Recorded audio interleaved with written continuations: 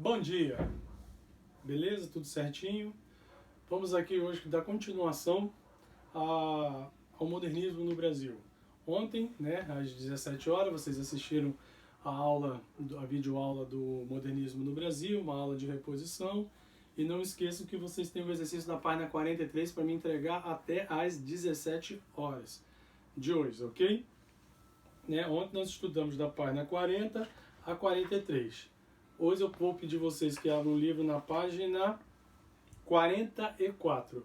Nós vamos estudar hoje da 44 a 46.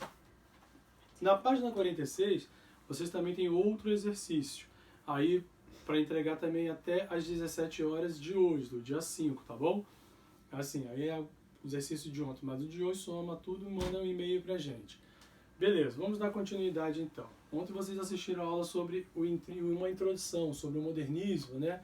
O modernismo aqui no Brasil, também conhecido como a Semana de 22, né?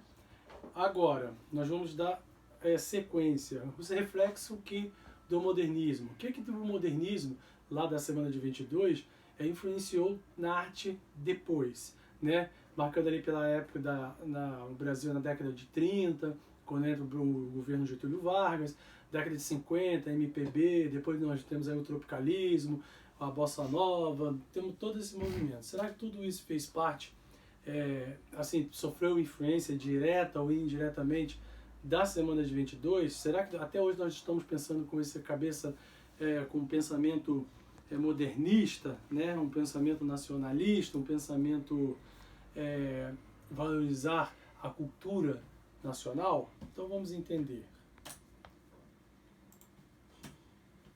Eu separei 5 pontos, assim, 5 pontos que eu julgo serem assim os fundamentais, assim, os 5 pontos fundamentais pós Semana de 22.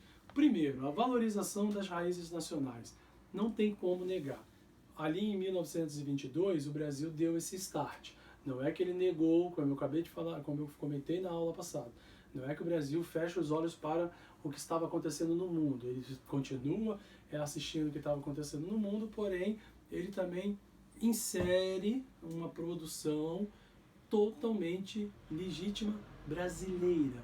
Ele começa a trabalhar com todas essas linguagens brasileiras, tá? Mas sem fechar os olhos para o que está acontecendo no mundo. O movimento modernista, os idealizadores voltaram os olhos para as raízes nacionais. Com isso, o regionalismo brasileiro começou a ser bem explorado nas criações do modernismo. Acabo de falar isso para vocês aqui agora. Então, aquela questão o quê? A valorização da cultura popular brasileira, ok? Por exemplo, Sítio do Pica-Pau Amarelo. Você pega todos aqueles personagens, Jacu, Saci Pererê, isso é o quê? Uma valorização do folclore brasileiro, né? Depois, nós temos aqui um grande representante dessa nova prática foi Macunaíma, obra escrita por Mário de Andrade. Mário de Andrade também ele é um dos criadores do movimento modernista no Brasil. Participou, né, da Semana de 22, como eu já falei para vocês da aula passada. Então esse livro assim, foi um dos primeiros livros que você pode considerar livro modernista pós Semana de 22. Ponto 2. Liberdade na escrita. Algumas características presentes na literatura brasileira atual é resultado do movimento modernista. Então, a literatura, até hoje, sofre sim influência direta de quê? Da Semana de 22, né? A valorização do popular, do dito popular brasileiro. Principalmente nas relações à liberdade de expressão. O artista brasileiro, junto com os intelectuais, a imprensa, ela começa a entender que nós temos que sim praticar a liberdade de expressão. Temos que, né, em pleno século XXI, 2020, ainda nós estamos debatendo bastante sobre esse assunto, sobre a liberdade de expressão. O que gera muito sobre a liberdade de expressão, e até que os artistas do movimento modernistas, eles estavam muito focados nisso, é a falta de entendimento, não. É o não aceitar opiniões ou movimentos artísticos diferentes. Esse é o principal intuito. Por exemplo, você pode achar até uma ignorância, mas ele tem direito de se expressar. Agora, quem vai consumir já é outro caso, ok? Outras práticas com o uso de uma linguagem simples. O que é uma linguagem simples? Linguagem coloquial. Eu até comento com vocês dentro de sala de aula. Você chega no sul, você pede pão francês, vocês não vão entender. Você chega no norte, você pede um mesmo pão francês, um outro nome. Aquelas colocações, trem bom de Minas Gerais, vixe, oxente, né? O Brasil tem muito isso e a literatura começa a inserir. Vale a pena lembrar que a literatura de cordel, né, os panfletos de cordel, a própria estilogravura também colocando características bem nordestinas, né? O dito que diversos livros, a valorização de fatos cotidianos, literatura de cordel, fatos cotidianos, são heranças importantes também do período. Antes não tinha. Lembra quando eu falo para vocês, quando eu comento com vocês que o movimento modernista ele vai de contra a tudo que é academicista? Vamos tirar porque o academicista ele não admite entrar esses termos ditos populares. Aí eles começam a inserir o quê? Esses ditos populares, ok? Além da regionalidade, né, o regional, questões sociais, né, como desigualdade social, desigualdade da vida dos retirantes, por exemplo, quando eles começam os retirantes migrar, né, aqui para o Sudeste, Rio de Janeiro, São Paulo, que são os focos, assim, os principais focos. Resquícios de escravidão também continuam sendo assim tratadas, né? Porque se você lembrar ali em 1922, o Brasil ainda estava passando por aquele momento assim, era muito forte aquela assim, abolição da escravatura, era muito presente ainda, né? Se você pensa assim, mas já tinha 30, 40, 50 anos, isso para a história não é nada, ok? E começa a ter mais o quê? Esses temas começam a ser mais explorados, a visão, porque tem até uma história sobre as favelas do Rio de Janeiro, que hoje não pode mais ser chamado de favelas, né, as comunidades. Todas essas comunidades elas foram feitas justamente nessa época, pós-semana de 22. O Rio de Janeiro ele começa a ser, assim, encharcar de uma certa maneira, e o povo começa o quê? Não tem mais no asfalto, no baixo não tem mais espaço, eles começam a subir. E muitos deles depois até apoio até do próprio governo, né? Porque afinal de contas qualquer comunidade dessa que você vai, lá em cima tem água, tem luz, tem asfalto, aí fica aquela briga, mas a arte ela estava ali para quê? O artista, para fazer essa denúncia, tá? As comunidades também surgiram tudo nessa época, ok? Quarto ponto, o romance de 30. O que é o romance de 30? Vale a pena lembrar, romance de 30, o primeiro golpe, né, aquela questão do presidente Getúlio Vargas. Vamos em frente, né? Então estava acontecendo uma coisa muito forte política no Brasil. Eles acreditavam que a nova arte deveria retratar criticamente o país. Então o artista ele começa a entrar também ele se engaja direto assim numa relação política e social, sim. Aqui no Brasil começam a surgir essas novas explosões, coisas que artistas até hoje, né, temos aí o debate, seja de um lado, seja do outro, isso não interessa pra gente. Assim, o artista ele se insere de uma vez por todas nesse debate político, nessa nova construção de um novo país. Porque não adianta você também fazer só apenas arte. O que move muitas vezes a economia, economia, vamos falar sobre economia. Tem muitas pessoas que acham que o artista ele vive, parece, de caridade. Não, as obras começam a ter também o quê? Valores, preços, né? Então, o romance de 30, de 1930, que consolidou a renovação do gênero romance. A partir de então, os artistas passam a refletir mais sobre as preocupações psicológicas e sociais.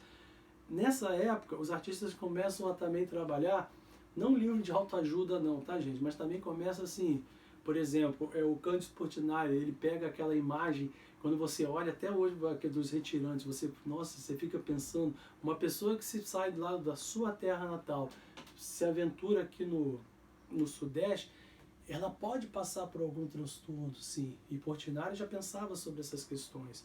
Aí eu destaquei aqui alguns artistas, né, alguns escritores que são conhecidos até hoje, né? E vocês, eu tenho certeza que conhecem, que eu já vi vocês lendo esses livros aqui. Por exemplo, assim, livro livros pós-Semana de Arte Moderna no Brasil, pós-1922. O 15, de Raquel de Queiroz, 1930. O País do Carnaval, de Jorge Amado, 1931. O Menino de Engenho, de José Elias do Rego, de 1932. São Bernardo, São Bernardo, de Graciliano Ramos, de 1934. Capitães de Areia, de Jorge Amado, 1937. Aí vocês observaram que tudo vem o quê? Na década de 30.